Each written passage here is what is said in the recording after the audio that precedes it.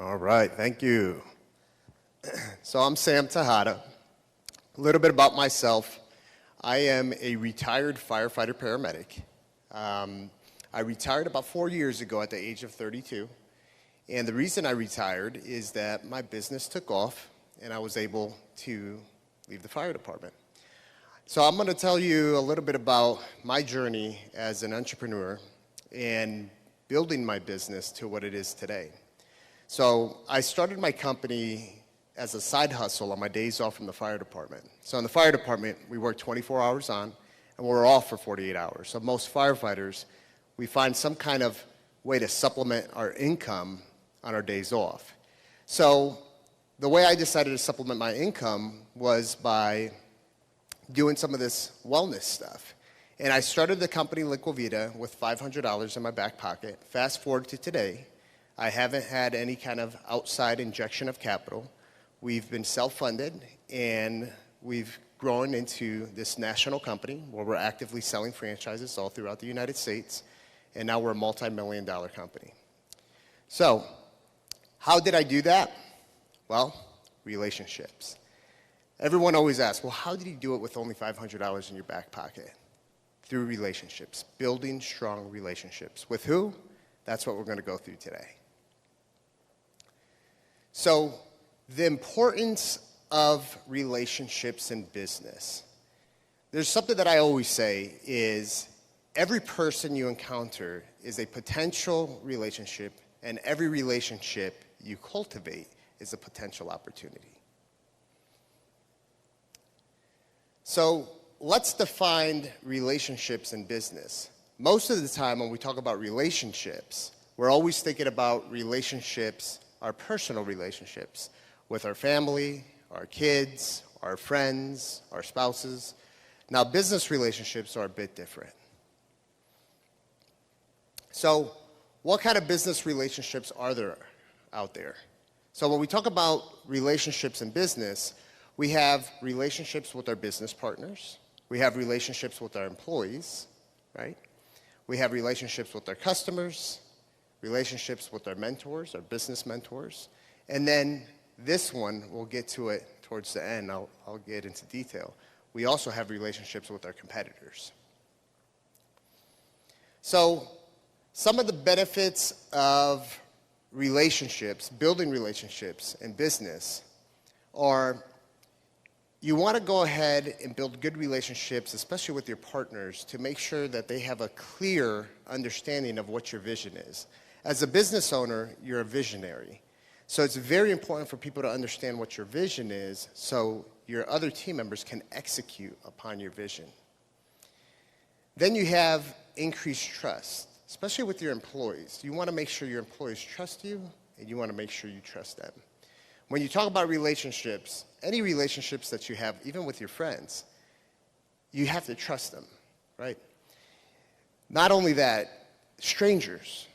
You don't trust them. So if you want to build trust, you got to build that relationship. Then you also have customer loyalty. You want to, when we talk about customer retention and your lifetime value of your customer, that's customer loyalty. You got to have good relationships in place for that. Then you have better communication. You can enhance communication through relationships.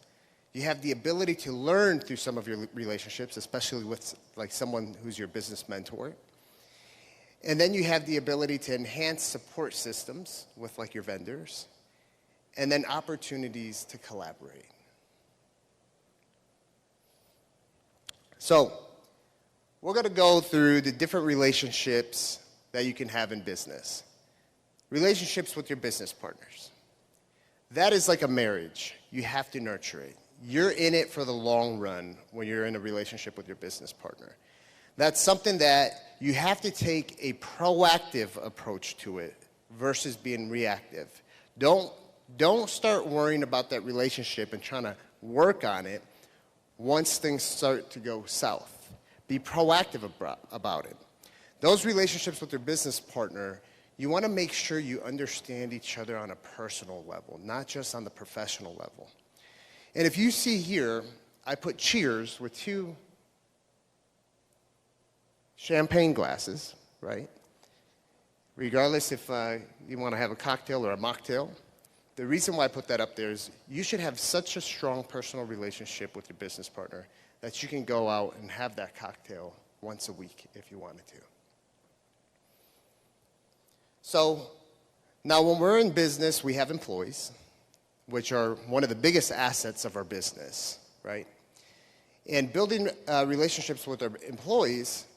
So as a business owner, I always say you can either use your employees to build a great company, or you could use your company to build great employees. What do? I do both, all right?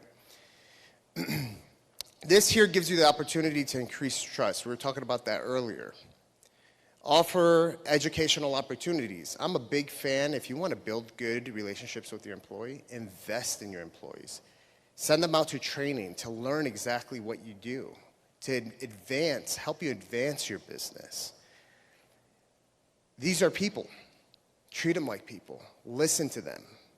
There's a reason why they want to communicate and talk to you. Listen to your employees. It's extremely important. There's other things that you can do to offer to your employees. I'm a big fan of, if your business can offer it, is offer an EAP, an employee assistance program. A lot of your employees have a lot of personal problems that they might need help with. Some of those personal problems can be problems at home, problems with their spouse, addiction issues. They need help, right? Build that trust. Connect with your employees. Other cool perks that you could do to build relationships with your employees is offer unique benefits. Some of those unique benefits, not expensive. Buy them breakfast or lunch on the house, right? Stock up some snacks in the cabinets, where they can go grab stuff, or, car wash on the company during the workday. We're a wellness company, so we create wellness programs for our employees. We want to make sure that they feel good, that they're healthy. And if you can, also flexible work schedules. So the next one that we're going to talk about is building relationships with your customers. So with customers, one of the things that I always talk about is you don't want to be so transactional, right? Be non-transactional. Personalize the communications. In our business, we're a medical company. We have a clinic. And one of the things that we do when our patients come, our customers, our patients come in through the door, and they start, I'll give you an example. If they start telling us, my family and I, we're going to go on vacation, we actually notate that. We put that inside of their patient medical chart. So the next time they come, guess what we do? We ask them, hey, how was your vacation? Seeing thousands of customers, you're not going to remember that. But it's important for you to personalize that communication with your customers. One of the things I always say also is don't force things on your customers. Don't do the hard sale. Give them what they want, then give them what they need. Once you have that trust, give them what they want, then give them what they need. So we have a lot of customers, and we have a lot of really good customers. Those really good customers, we reward them. Usually what I tell the different stores, the store managers, I say, hey, on a quarterly basis, find your top 20 customers, and what we'll do is we'll actually send them like a gift basket, a fruit basket, a bottle of wine to their house, showing them that we appreciate them being a customer. So the reason why I'm going to talk about this relationships, the mentors, after customer, is that a lot of times certain relationships will develop into greater relationships. And if you see in this picture here, you have myself with another gentleman to my left. His name's Tejada. He's one of my business mentors. And he was actually a customer, still is a customer, since day one when I started. And I built a very strong relationship, and he became my business mentor. Very successful guy. And this was not too long ago, a few weeks ago actually, where I've built such a strong relationship with him, he invited me on his private jet to go with him to a mastermind that he participates in. So that just shows you how one relationship as a customer converted into becoming my business mentor, where now I'm flying with him on his private jet. So when we talk about business mentors, don't force it. Don't force someone to be your business mentor. These things happen naturally, right? Only you can be the one who defines who your business mentor is. At the point in time that we're putting a label on it right from the start, it's too pretentious, it's not real, right? You'll notice that you'll have people who don't even know that they're your business mentor because you're the one who labels it. You don't even have to tell them. The other thing with a business mentor is, yes, you're there to learn from them, but at the same time, they learn from you. So this same business mentor, Jari, about 4 weeks ago, he was telling me, we were out to lunch, and he was telling me how he wants to figure out how to develop his own personal brand. And I've already been doing that for many years. So I started telling him what I do. He got out of his seat during lunch and he says, oh my God, all these years I've been your business mentor, and now you're teaching me something. And I was like, wow, I am. So that was pretty cool. So the next one here is building relationships with your vendors. So our vendors work very hard to build relationships with us. They'll go ahead and buy us lunch. They'll buy the employees lunch, just so they're connected with their customers, which is us. Us as the customer need to build strong relationships with the vendors also, and I'll tell you why. There's benefits to it. You can get better payment terms when you have good relationships with the vendors. You'll get awesome rebates that they'll give you if you have good relationships, better pricing. They'll support you during hard times. We experienced that during COVID. During COVID, we had such strong relationships with our vendors. They were calling us, hey, what can we do to make sure you guys don't go out of business?